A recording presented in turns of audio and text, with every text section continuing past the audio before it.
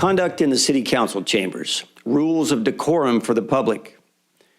Members of the audience shall not engage in disorderly or boisterous conduct, including the utterance of loud, threatening, or abusive language, clapping, whistling, stamping of feet, or other acts which disturb, disrupt, impede, or otherwise render the orderly conduct of the city meeting infeasible. A member of the audience engaging in any such conduct shall, at the discretion of the presiding officer or a majority of the city council, be subject to ejection from the meeting per Government Code Section 54954.3C. Removal from the council chambers. Any person who commits the following acts in respect to a meeting of the city shall be removed from the council chambers per Government Code Section 54954.3C.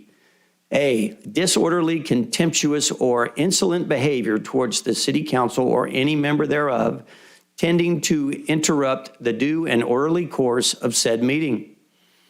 A breach of peace, boisterous conduct, or violent disturbance tending to interrupt the due and orderly course of said meeting. Disobedience of any lawful order from the mayor, which shall include an order to be seated or to refrain from addressing the city council, and any other unlawful interference with the due and orderly course of said meeting. All right, good evening, everyone. Welcome to the Taft City Council Successor Agency Joint Regularly Scheduled Meeting for Tuesday, June the 21st, 2022. The City of Taft Council meetings are being held in person with full capacity, seating, and are live streamed at www.youtube.com/user/City of Taft. Public comment can be made in person and also can be received per the following. Written comments may be dropped off in the drop box in front of City Hall. Comments may be emailed to the city clerk at ymayfield@cityoftaft.org, made by phone to the city clerk's office at 661-763-1222. Public comments will be accepted up until 5 p.m. the day of the meeting, and any comments received will be read into the record. We're going to begin this evening's meeting with the Pledge of Allegiance, led by Councilman Bryant, and an invocation by Councilman Whiting. If you would stand and join us, please. Place your hand over your heart and pledge. I pledge allegiance to the flag of the United States of America and to the republic for which it stands, one nation, under God, indivisible, with liberty and justice for all. Please bow your heads. Oh, Heavenly Father, we give all the grace and all the glory to you. Thank you for watching over us as we go out and do our daily lives. Thank you for all the wisdom that you impart all of us who work here at the City of Taft. Please watch over all of us and our families, all of our military members and their families, and all of the first responders as they go out their daily business. In Jesus' name we pray for all of this. Amen. Amen. Amen.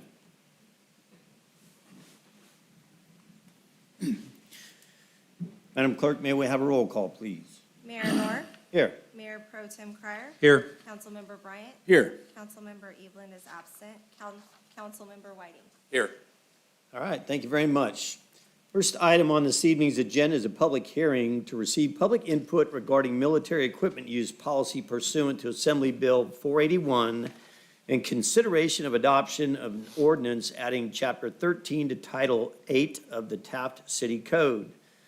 The recommendation is to conduct a public hearing and a motion to approve and amend the City of Taft Municipal Code entitled An Ordinance of the City Council of the City of Taft, California, adding Chapter 13 to Title 8 of the Taft City Code relating to the adoption of military equipment use policy in accordance with Assembly Bill 41 for first reading by title only and reading of such be waived. So I'm going to open said hearing and ask if there is anybody wishing to speak on behalf of or in opposition to or any regard of this item. Hearing none, I'll close said meeting. And I already read the motion, so at this time I would entertain such motion to approve and amend the Taft City Code. So moved. Motion. Second. I have a motion and a second. Councilman Bryant, you had the motion. Any discussion, sir? I would defer all my time to the former police chief, sir. Okay, very good. Mayor Pro Tem Crier, you had the second? I have no comment. Thank All you. right then. City Councilman Ed Whiting, former police chief. Sir? Thank you, Mr. Mayor. It's sad that in today's world that we have to actually draw up this kind of a resolution, this kind of a reading. When we've already done this once before, we had to have this when I was the chief in order to even get the military excess property. Property, I might add, that has benefited cities and counties, not just here in California, but throughout the United States. But as a vehicle doesn't commit DUI or a fork doesn't create obese people, military excess property doesn't create violence either. But that's where we are, the state of the world for the state of California. So here we go down that road. That's all I have to say, Mr. Mayor. Thank you. All right, thank you, sir. It's very unfortunate because the fact of the matter is, a lot of the hardware that was designed and created for the military finds uses after its military and combat life to the betterment of the people, especially in the event of some disaster, whether it's a natural disaster or others. And because of this ideal to build this blueprint, I don't know that it makes sense. However, the fact of the matter is, and just as a brief explanation, the state of California has said that any law enforcement agencies that has any former military hardware has got to put together a resolution and a policy, and you have to do inventory, and you have to report at the end of each year its use and explain it and all the above. It's just another great big pain in the keister, for lack of a better word, that is forced upon us by the state of California. And it makes no sense to me. So I'm in agreement with you, former Chief Ed Whiting. So we have a motion and a second and discussion. May we have a roll call, please? Mayor Pro Tem Crier, Yes. Councilmember Bryant, Yes. Councilmember Whiting, Yes. Mayor North. Yes, thank you. And that passes on 4-0 vote with one absentee. All right, next up, item number 2, presentation by Teresa Binkley, Finance Director, 2021-2022 budget. City Manager Jones. Thank you, Mayor. I think we have Teresa on the screen. She will present the slide, and the next item will be the budget. Welcome, Teresa Binkley. Hello, how are you? We're doing well. How are you doing? I'm doing fine. I'm glad to be here and to presenting you our budget. So I'm going to go ahead and share my screen. I'm going to try to go slow, so in case anybody has any questions, you can stop me and we will address them, okay? All right. Okay, so there's,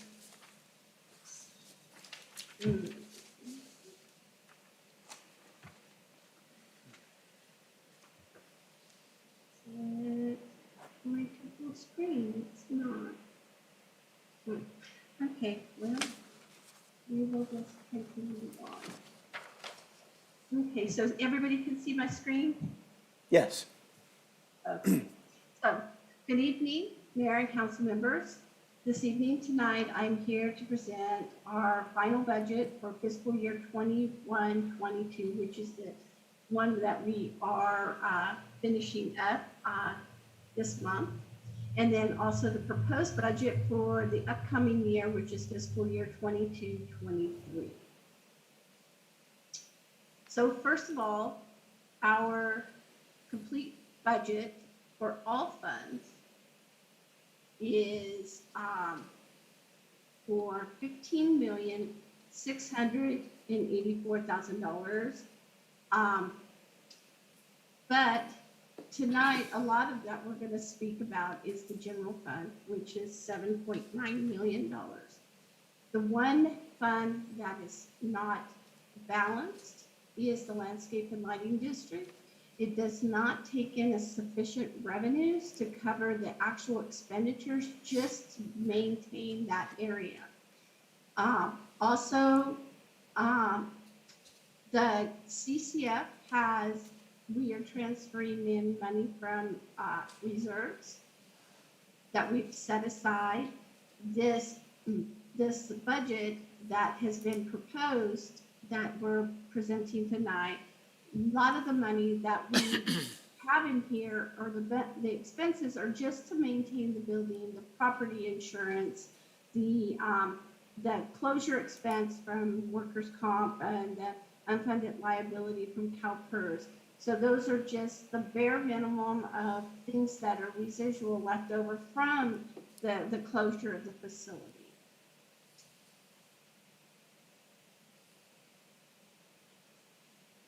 So basically, this is for general fund, as we discussed in the past, in last fiscal year, I don't know if you remember, and items that we've discussed with Finance Committee, is that the challenges we're going to have is because of the loss of the correctional facility, we've lost over $30 million. So our revenue stream that maintains, especially for the police department and safety, is that we have lost out on that over $3 million. So, but in regards to that, luckily the community had approved a new district tax of 1%. So that district tax has helped make up for some of that lost revenue. We also have challenges is increase in cost in providing services. As everybody knows, fuel costs have gone up, utility costs have gone up. Minimum wage has been bumped up every year, so we've had to deal with that. Increase in medical costs and so forth. And then we want to still, even though we have a decrease in loss of revenue and increase in cost of providing services, we want to try to make sure for the community we maintain the level of services that the community needs. So those are the kind of balancing act and challenges that we always have in developing and creating this budget. And then also, you want to also make sure that you fund some capital purchases. You don't want to have all of your vehicles and all of your equipment to be dilapidated or old. You want to try to replace them as you go and replace some as you go so that they're not all in bad shape.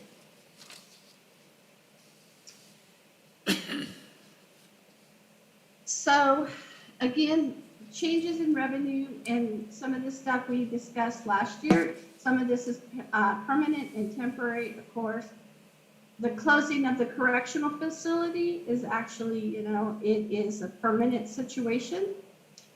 We actually had received some one-time revenue from American Rescue Plan for fiscal year 2021, the COVID money, and that was $2.2 million.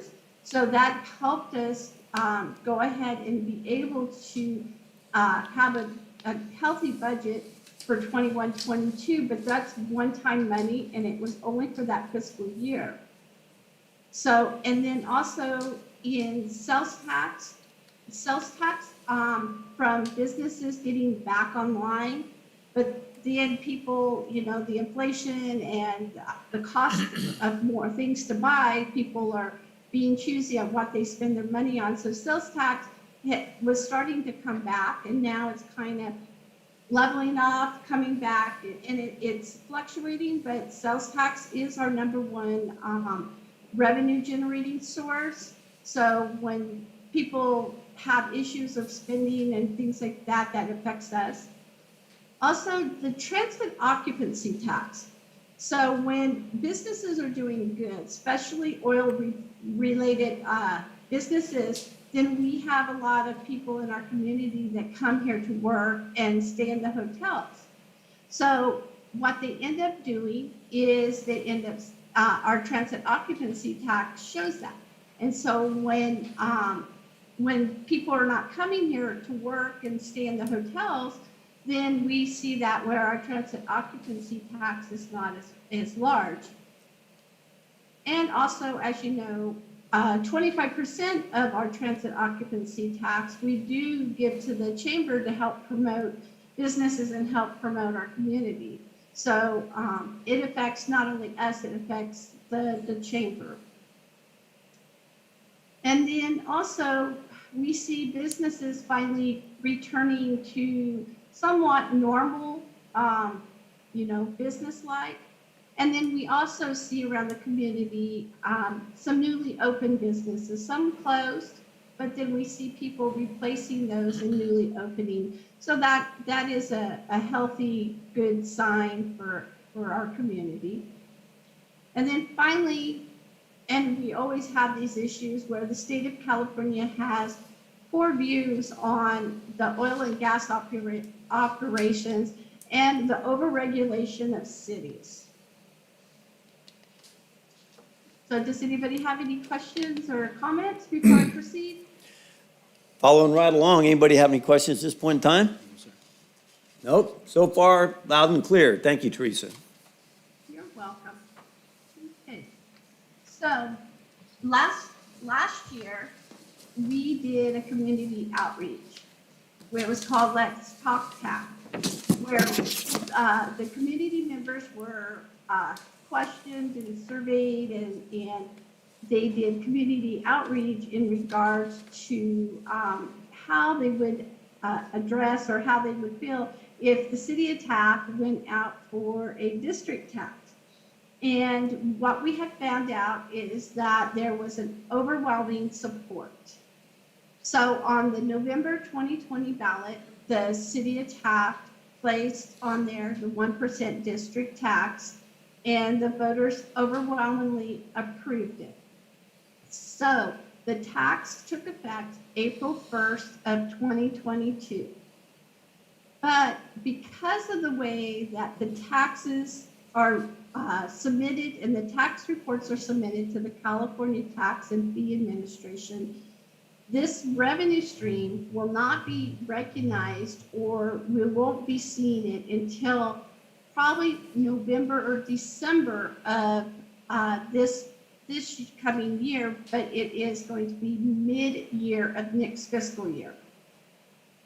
Based upon the information that we had received from our consultants, it appears that it's going to generate an additional $1.5 million in revenue. So of the over $3 million lost from the closing of the correctional facility, we have been able to replace 1.5 of it with this new additional revenue. This new additional revenue will help assist to make sure that we keep our police services and all of our security and our safety in place to help assure that we keep our community safe.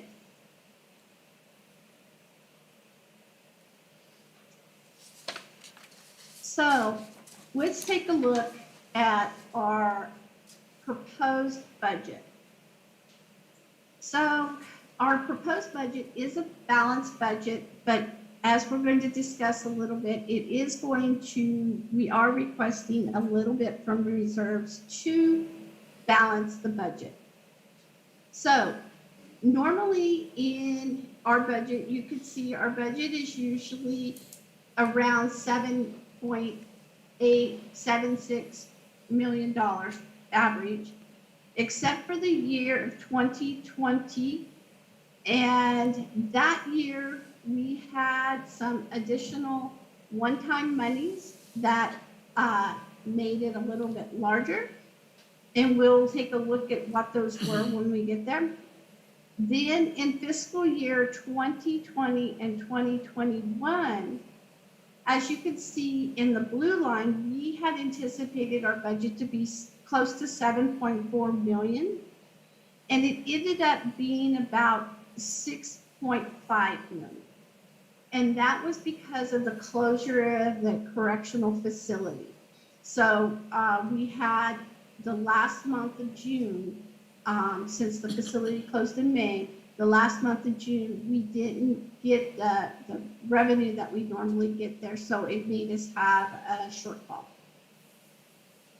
Then in 2021, 2022, we budgeted 7.8 million, and we received approximately 8.2.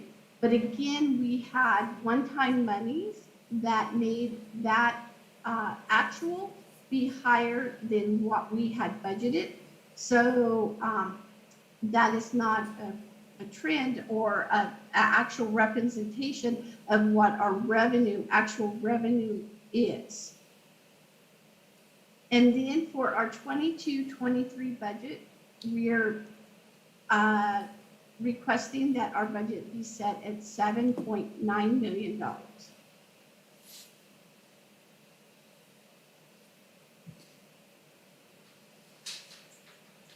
So here is our explanation for our one-time revenues. So in 2020, 2021, we had a beginning balance of $7.4 million. And then our actuals ended up being about 6.5 million. Then when you take out the COVID money, which was only about 300,000, we ended up being about 6.2 million. Then in 2021, 22, we had budgeted 7.9, and we ended up being approximately 8.2. But of that, we had $2.2 million in COVID money, and then we had requested approximately $500,000 in reserves to balance the budget. So in reality, our money or our revenues were approximately $5 million. Now, for 22 and 23, we are requesting our budget to be about 7.9 million. But if we subtract out what we're requesting in reserves, which we'll show here in a minute, which we have 2 points of reserves. One to cover the purchase of capital that we're proposing in this budget, and little less than $500,000 to balance the budget. So in reality, it is, as we're asking for about 6.4 or 6.5 million. When you look at this number here, I'm not sure if you could see the one with less reserve at 5 million last year. When you look at the $5 million, compare it to the 6.5, you can tell that that is where our $1.5 million that we estimate from the new district tax has increased our budget. So normally our budget should be about 5 million, but now it's at 6.5 million because of the new district tax.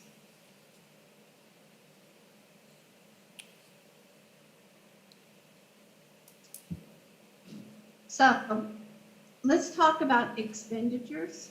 Okay, so on the expenditure side in general fund, so payroll, you can think of payroll, benefits, and pensions, those kinds of things, as like your house payment. They're things that are mandatory and that you've got to pay. So then if you look at general office expense, you can kind of control that. Utilities, you can somewhat control that by trying to, water less or do different things. There are things that are, you're going to have them, but you can have some type of control over them. But your payroll and benefits and your pension, we do not have control over those. Those are something that you have to pay and have to budget and have to take care of. Then we also, on the RMA, we were anticipating an increase in, actually we got notice today and the new board meeting has revised it. And they actually have decreased what we had anticipated earlier, but the decrease is not significant enough to be able to go back and revise the budget at this time. But I will tell you, our expenses, our actual expenses, we will be seeing under what we had anticipated in the budget.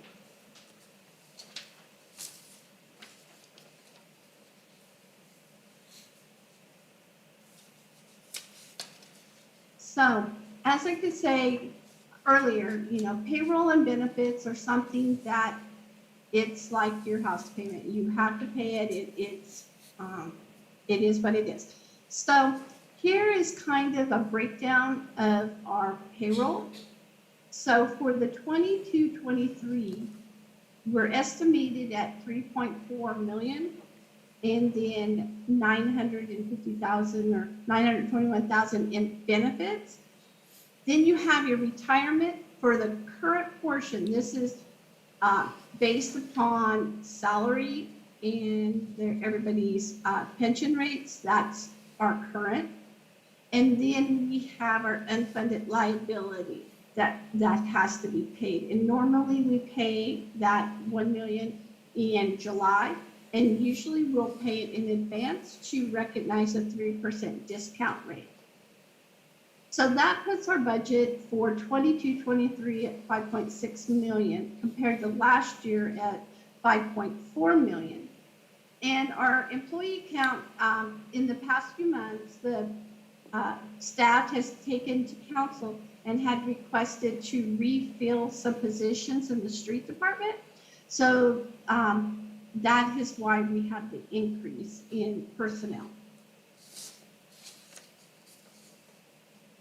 Now, if we want to take it down and break it down, because as I showed you in the first slide, we have various different funds, not just general fund. And the payroll dollars that I had showed you was payroll for all the departments. So when we take those 22-23 numbers and we break it down between general fund and all other funds. Now keep in mind, all the other funds, they have their own revenue sources to help pay for those. So general fund is the one that we're most highly concerned about, because it's got sales tax, property tax. You have a various amount of revenue sources that could fluctuate. So general fund 22-23 budget overall is 4 million of the 5.7 million. So payroll alone is 2.4. Benefits is about 8.5, 850,000. Current retirement is 237,000, and of the $1 million unfunded liability, approximately, as you can see, it's almost 50-50 split between general fund and other funds. So does anybody have any questions? No questions. Everybody's following you, Teresa. Okay, I'm trying to go slow. You're doing I know good. it's a lot of numbers.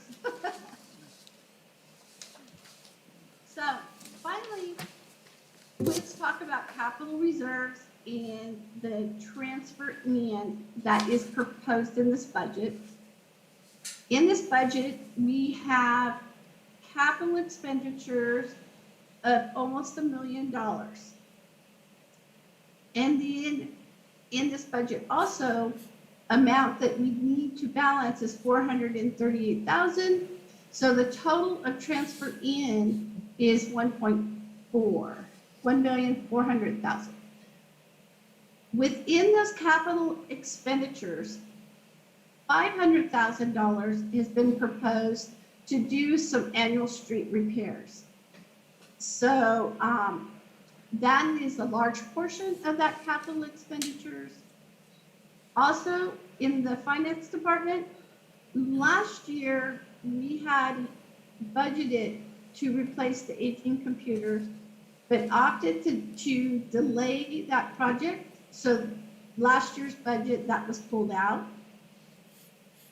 Last year we had budgeted in the police department the vehicles, the radio repeater, and the building improvements. The police vehicles have been ordered, but they're still on back order and delayed.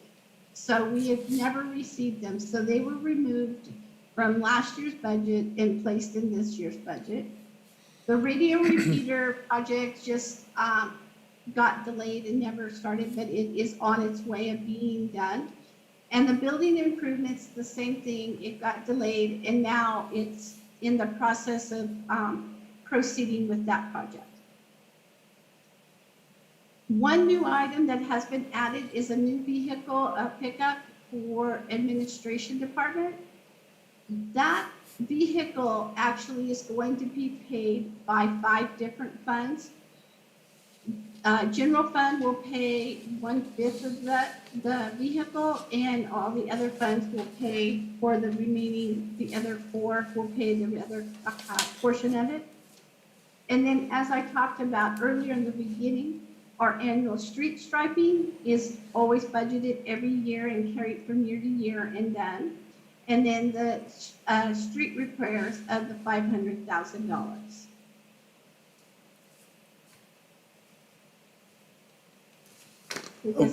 Okay. So one thing I want to add at this point, it's obvious that the city is in a very tight situation, and every year the budget is getting tighter and tighter to balance. Our revenues, I think staff does an excellent job in trying to control expenditures, trying to ensure that we provide services to the community at the level that is satisfactory. And we pride ourselves, city staff, we pride ourselves in being very community oriented and trying to make sure that we meet all their needs. Well, I would have to agree that staff does a yeoman's job of that and wears many hats, and they look for efficiencies every single day, day in and day out, every day. The environment that we're operating in right now, we're trying to emerge from COVID, and the destruction to the economy globally from COVID is still trying to be quantified. On top of that, within the state of California, especially right here at the city of Taft, the destruction to our opportunity to earn based on policies coming out of Sacramento are no secret. The additional costs, and you saw it up there, the current costs for funding the pensions is 1/3 of the cost for funding the unfunded liability. And that's kind of scary moving forward. It's something that we'll have to see how CalPERS did. I know one particular investment that they made in Netflix. On a single day, they lost $693 million, if I'm not mistaken. But there you have it. So moving forward, these are things that we cannot control, so we work very, very hard to control the things that we can.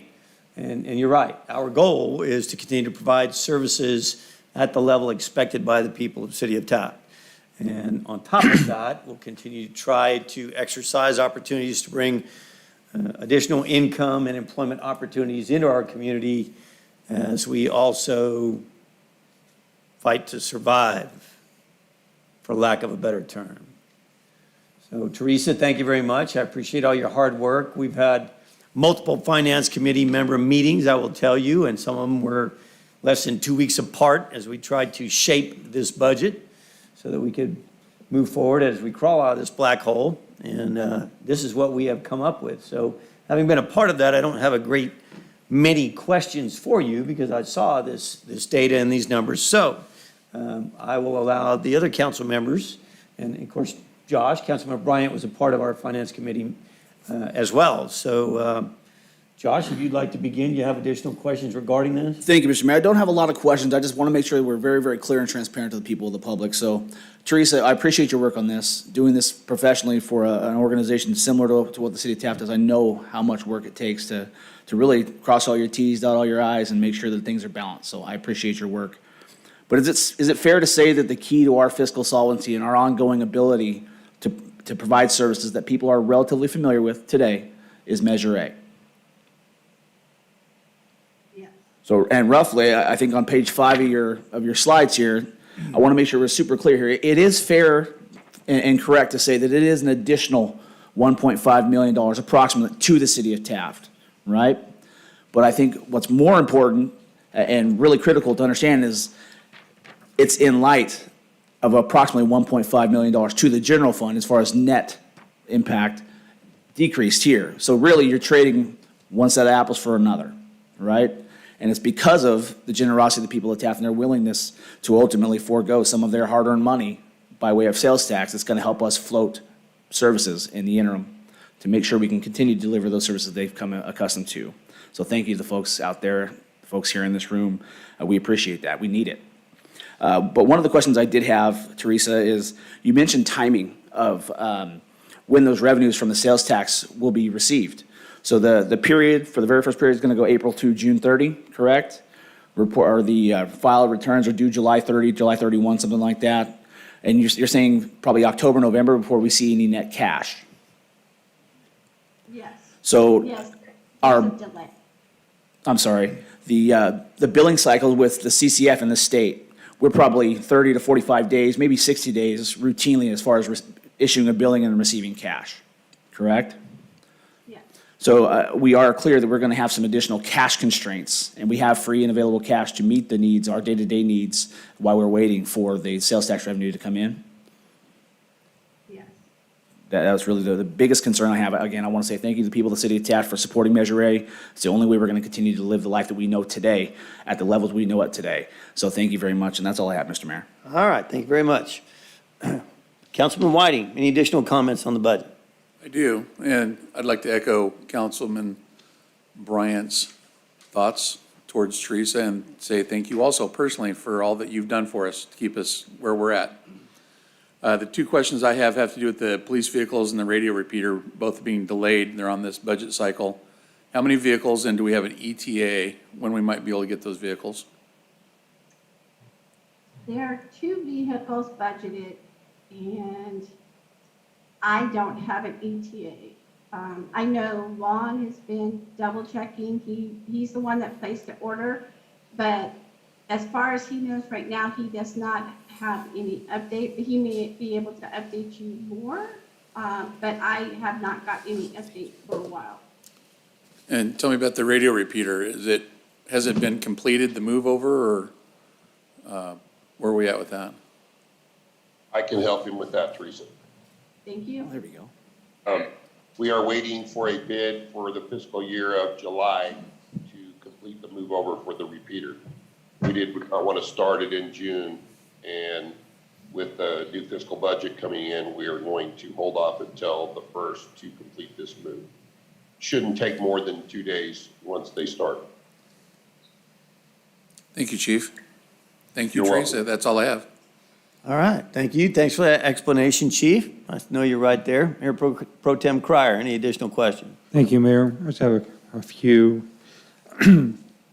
One, first of all, is, I just want to thank all our citizens here that voted for for that new Prop A for our sales tax. It's a tough decision because we're a very conservative town, but they saw the needs that we need to keep the services the way it is. I want to thank Teresa and her staff for putting this all together, plus all the employees here that work for the city that are doing double duty to keep our budget, keep within our budget and stuff, doing the work that they're doing. And it's a kudos to all the workers here. And they're doing a hell of a good job. Teresa, a question I have for you is, you said November is when we should start receiving our sales tax revenue? Yes. And then, The new sales tax revenue, we will get advance money here and there, but when times people prepare the reports, submit the reports, because you got to remember some do monthly, some do quarterly, some do semi-annual. It depends on the taxpayer. Once they do the reports and they submit them to the California Tax and Fee Administration, then they have to process them and then forward the money to us. So they're always a lag, but then by the time June hits, we will receive money in August and September of the following year, and we accrue those monies back. So it's it starts off slow, but we eventually get all of our money for the whole tax year, but it just starts off slow, which is kind of like property tax. They're not due until November, then we don't get them until December or January. So it's kind of lag. So the first part of the year, in the first quarter, we're kind of not receiving all of our revenues, and it takes time. But once we get going in the year, we start recognizing these kinds of things. So in the future, I'm sure it'd be prorated, but will be on a more of a consistent basis in the future? Or you'll see, like we have 3 or 4 or 5 months lag time from the time we collect it and disperse it? No, that's the way it always is. Even with our regular sales tax, they're always months behind. That's why they kind of advance us some cash, and then they do a reconciliation based upon what they received and what they owe us. So then we start receiving more additional money, but it's always been delayed in the regular sales tax and the district tax. This is not uncommon. Now, do you see a bright spot now? Looking, we got our budget here now. I know it will get approved. Do you see where we might have additional revenue coming in with the growth that's happening in the city with the new Jack in the Box and a couple of new restaurants and some other businesses in town? Do you see that will help in the sales tax and revenue here in Taft? That could change the budget? Well, we'll see. The new district tax, so the new district tax is kind of a little bit different than sales tax. Sales tax, if an item is bought and sold outside the city limits, the city still gets some percentage of that because it goes to the county. So we get a percentage of the county's money, and then we get what's of the city. The district tax is only related to all sales and any sales that happen within the city. So if a vendor sells something but then delivers it outside the city, then the city does not get that additional 1%. So say Brown and Wright delivers fuel in the county, the 1% will not be applied to that sale.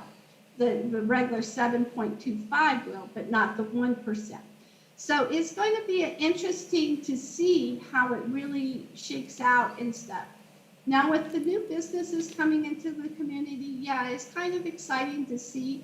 But then you have high prices in gasoline, which does affect us, and we get, sales tax, higher sales tax. But it's going to be interesting to see if people are really continue to purchasing at the higher levels to get those. So these times are going to be, that's why we have our consultants to help us through this, and they give us estimates, and they watch the trends, and they watch the sales happening at the businesses, and they give us an advance notice to let us know what's happening. So then when we meet with the finance committee, we can, talk to them and explain to them what kind of trends are being seen. And at that point, if it's going to be needed, we can adjust our budget if needed. Tracy, you did an excellent job. I thank you. So we have Kathy Orrin here from the Chamber of Commerce, so we need to have her kick butt in her department then to bring more businesses here and generate more income for us. But thank you very much. I really appreciate it. And I want to thank the city of Taft employees and stuff and administration here and all that. They did, it was all putting it together to make it happen. Thank you. All right. You're welcome. Well, Teresa, we sure appreciate you taking the time out of your busy day. You might want to attend to what happened in the big plate glass window behind you. I saw Buddy fall off his bicycle chasing Raider, and he's probably in need of some help. He doesn't have Secret Service running around behind him trying to put him back on his bicycle, so he might need a little bit of help. Thank you again very much, Teresa. Oh, goodness. You're welcome. Bye-bye. Bye, Teresa. Bye. Okay, so that's our presentation, and that brings us to item number 3, which is the approval of the final budget for fiscal year 2021-2022 and proposed budget for fiscal year 2022-2023. Recommendation is a motion to adopt a resolution entitled, "A Resolution of the City Council of the City of Taft Adopting the City of Taft Final Budget for Fiscal Year 2021-2022 and proposed budget for fiscal year 2022-2023. So moved. Second.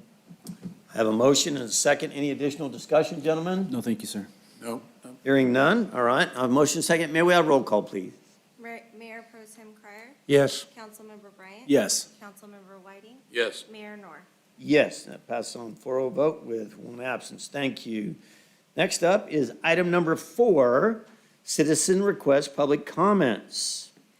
Comments are to be received as stated in the above policy, and this is the time and place for the general public, most specifically Dr. Oren, to address the city council on matters within its jurisdiction.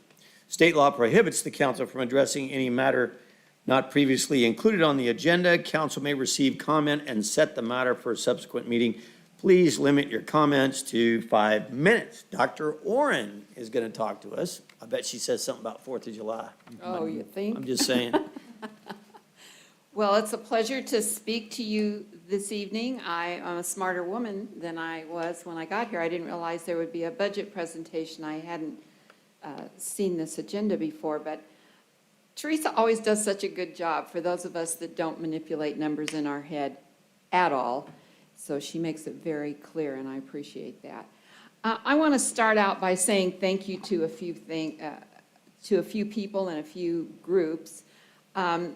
Every time people talk about the TOT tax, it warms my heart because we are blessed to have the support of our city council for our chamber. You guys don't have to do that, and we really appreciate that. That portion of the TOT tax comes to the chamber. It makes a huge difference in what we are able to do, and we never take that for granted. So thank you, and especially in a budget meeting, it's like, that's really appreciated. And I also want to thank just the city. We have a wonderful relationship with the people in the city.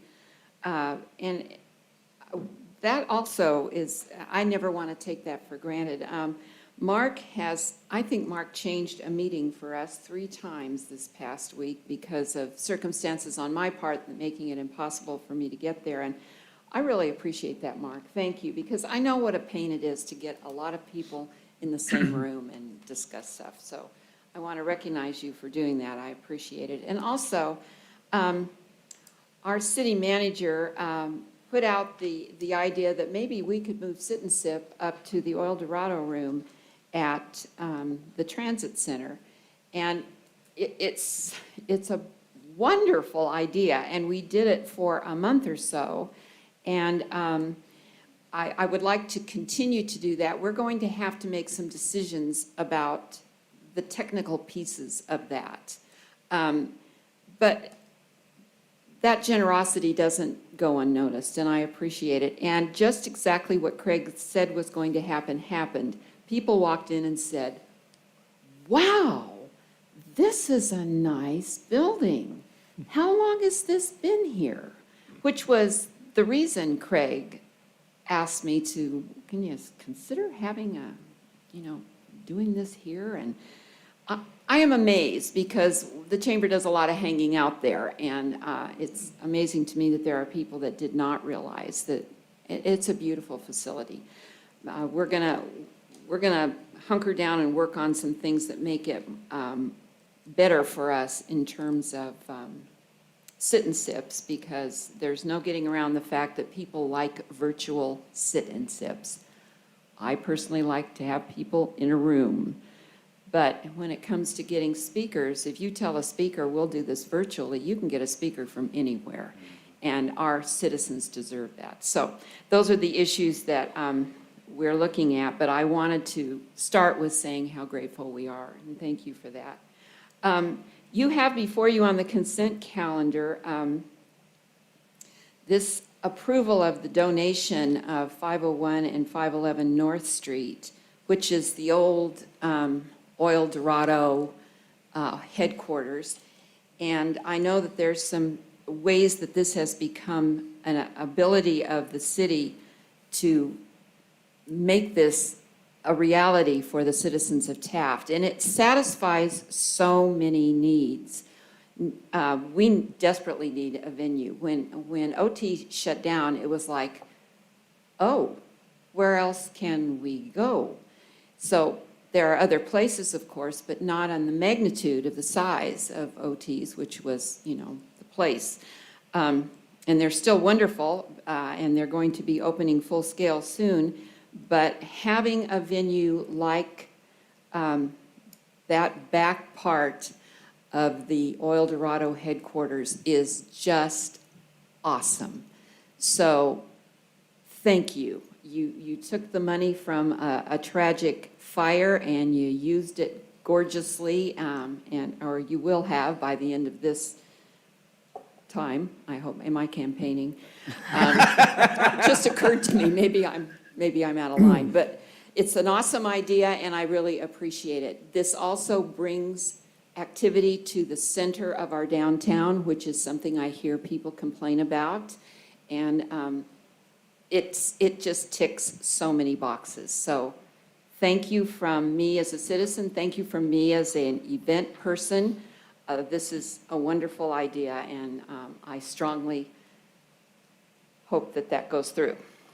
The second thing that I hope goes through, and I'll just unabashedly ask that you do that, is the special event permit, and that is for our 2nd of July festivities for our Independence Day in Taft. So we are going to be on the Rails to Trails. We're back on the Rails to Trails, and a lot of people have done yeoman's work in figuring out how this can happen, and it's going to happen. So I invite everyone to the Rails to Trails on Saturday, the 2nd of July. We'll have band, we'll have kids stuff, we'll have lots of vendors, and we will have a huge fireworks show. I want to thank those who have already sponsored and already given. It's such an outpouring, and we appreciate it. But it's going to be a good time. And then, on the 4th of July, you can do whatever you want. You don't have to get up and go anywhere if you don't want to. So, I do want to suggest something, though. We were at a unnamed mega store in Bakersfield, and my husband was looking for something he could give someone for a present, and I said, those fireworks are a good deal, I presume. I don't watch how fireworks go as far as money is concerned. Everything's more now, so what difference does it make? But I said, but we buy this stuff in Taft because in Taft we are supporting one another. So this may be a deal for someone, but it's not a deal for us. And I just want to remind people, there are a lot of deals out there when you go to Bakersfield. Bakersfield's a lovely place, but you need to support the people that are supporting our city. And it's real easy to do that around fireworks time. So that's my preaching for today. Thank you very much for allowing me to speak. Thanks. Before you go, Kathy, because we're not going to be here on the 5th of July, so you won't be able to talk about the car show that's going to take place on the 9th, is that correct? The 11th? 11th, I beg your pardon. That car show is a car show that helps to celebrate 50 years of Ronnie Waldrop's business. And that car show is his baby. Oh, it's his So baby, okay. It's his baby, and it will be awesome. And I didn't have permission from him to say anything about it, and I realized it as I was sitting here. You gave me a wonderful opening.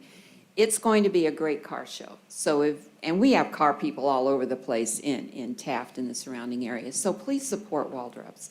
That's not the only thing that's going to be going on to celebrate Waldrop's. There's going to be a ton of other things, and if you go on our website, you will see a little thing that tells you what's going on and when it's going on. But it's a wonderful community get-together. All right, excellent. Thank you very you. much. Appreciate it, Kathy. All right, next up, item number 5, council statements, non-action. Councilman Bryan. Thank you, Mr. Mayor. 7:30 tonight, and I'm sure that there's at least 2 more shows that are scheduled that are currently unscheduled. If you'd like a little bit of music in your life, a group of kids, some are in high school, some are in college, the Taft Brass Band. Just a little bit of music out at the Oil Worker Monument or the amphitheater area immediately north of that. I'd encourage you to go out and sit down, take a half an hour, right? Just listen to those guys play. They have passion for it. They're amazingly talented, and they're bringing it to you for free. So I would encourage you to maybe follow them on social media or ask some of their members, Dennis Posey, Vic Posey. I know those guys are well engaged and involved in that.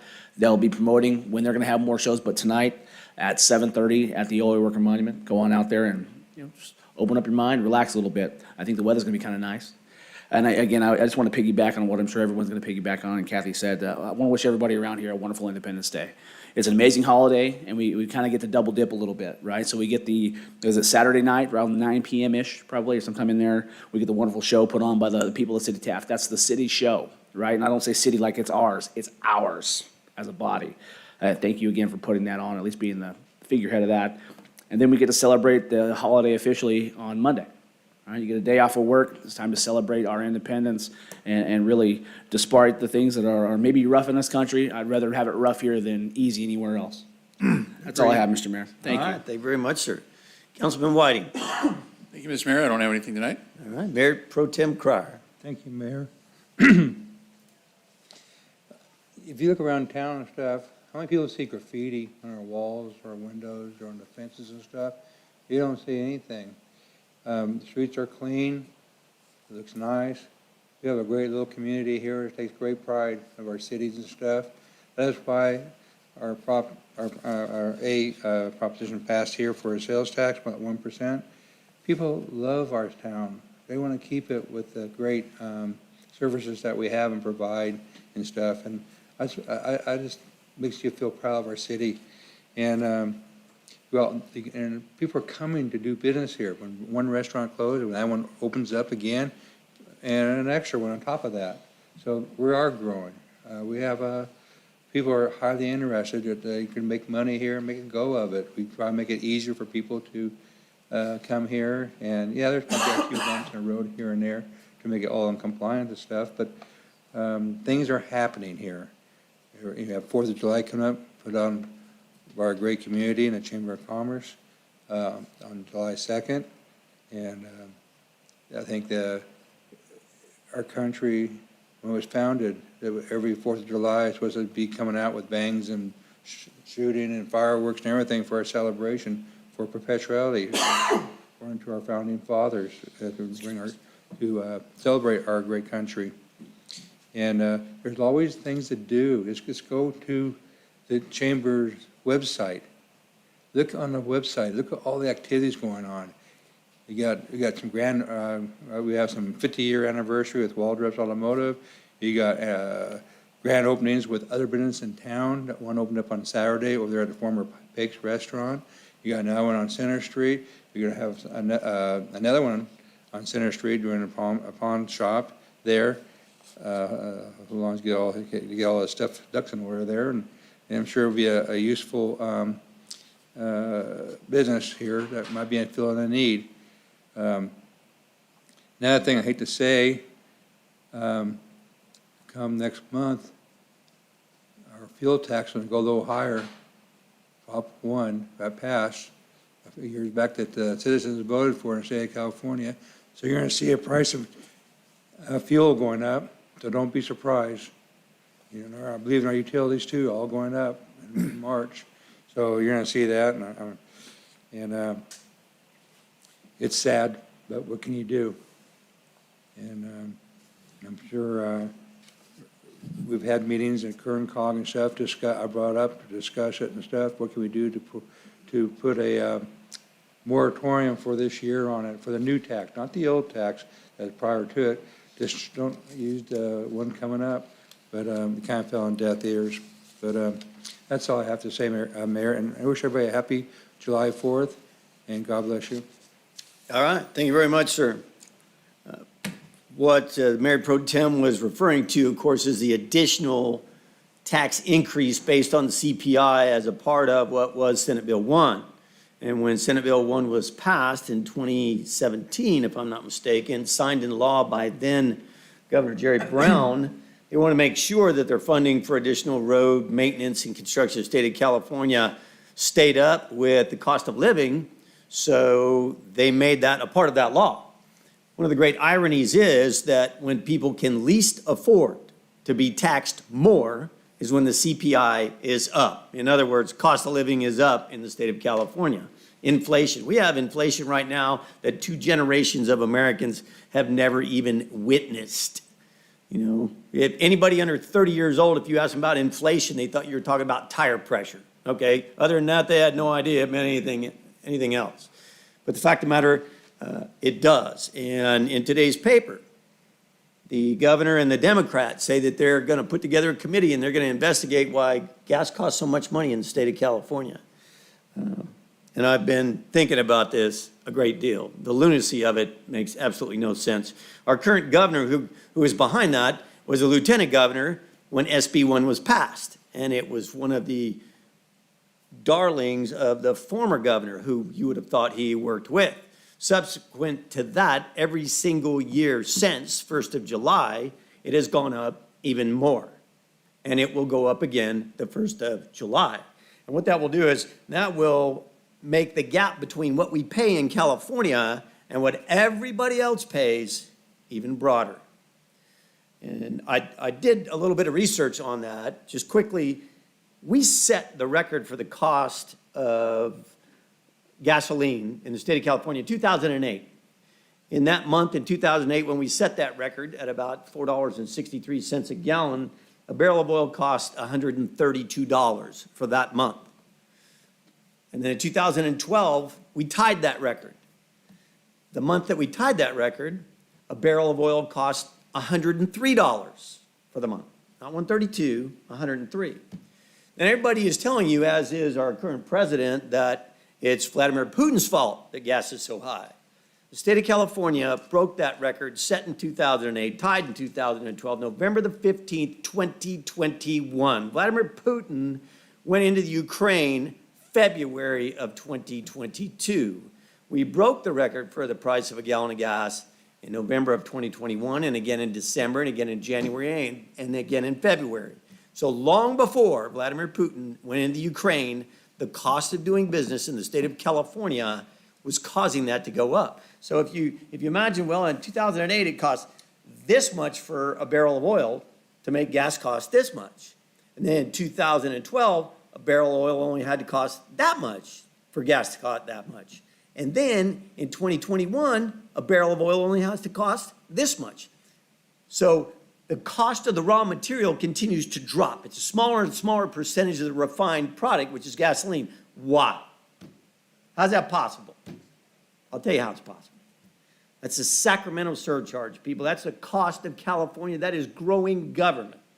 That's fines, fees, and infrastructure. That is necessities overwatch.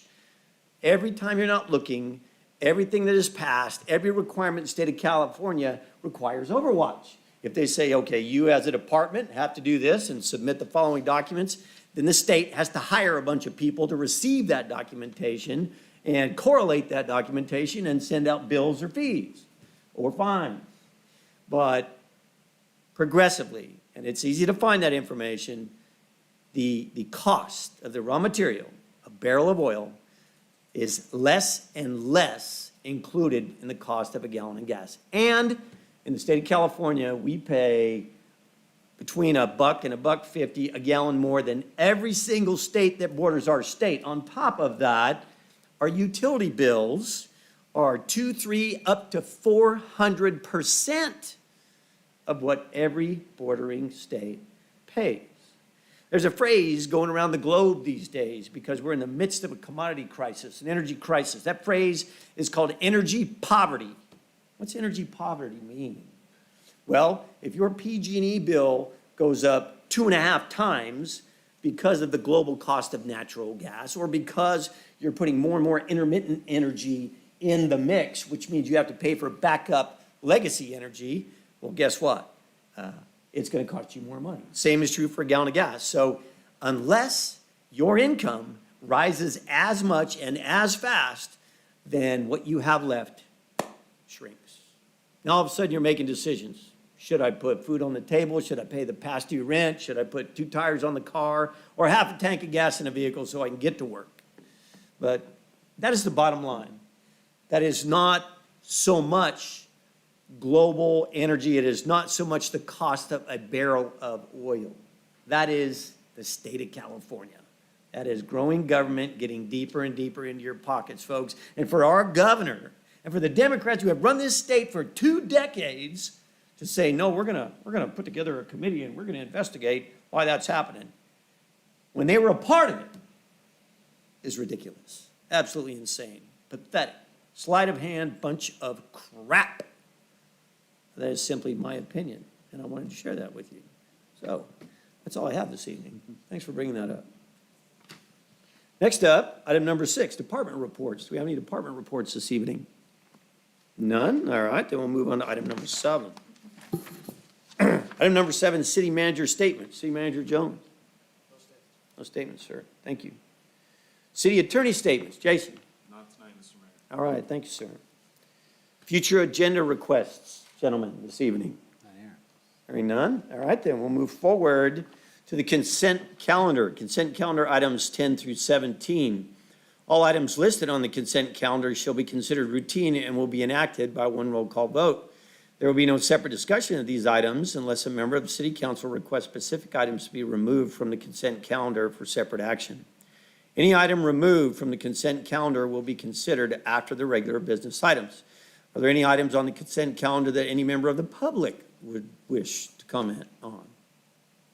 Seeing none, those items, 10 through 17, are item number 10, which is the minutes for the June 7th regularly scheduled city council meeting. Item number 11 is the payment of bills, some $253,000. Item number 12 is to approve a donation of 501 and 511 North Street, APN number 031-070-05, 06, 07, and 08. Properties to Oil Dorado Incorporated for preservation of the property and uses of the property that promote the historical traditions and heritage of the city. The recommendation is a motion to adopt a resolution entitled a resolution of the City Council of the City of Taft approving a property donation and transfer agreement by and between the City of Taft and Oil Dorado Incorporated, authorizing the mayor to implement such property donation and transfer agreement and make certain findings in connection therewith. Item 13, Landscape and Lighting Maintenance District Number 1 Engineers Report. Recommendation here is a motion to, number 1, receive the 2022-2023 Engineers Report for Landscape Maintenance District Number 1 and adopt a resolution entitled a resolution of the City Council of the City of Taft declaring its intention to review the improvements and fees for Landscape and Lighting Maintenance District Number 1 and set the public hearing for July 19th, 2022. Item number 14 is the cancellation of the July 5th, 2022 City Council meeting. Recommendation is a motion to approve the cancellation of the July 5th, 2022 City Council meeting. Item 15.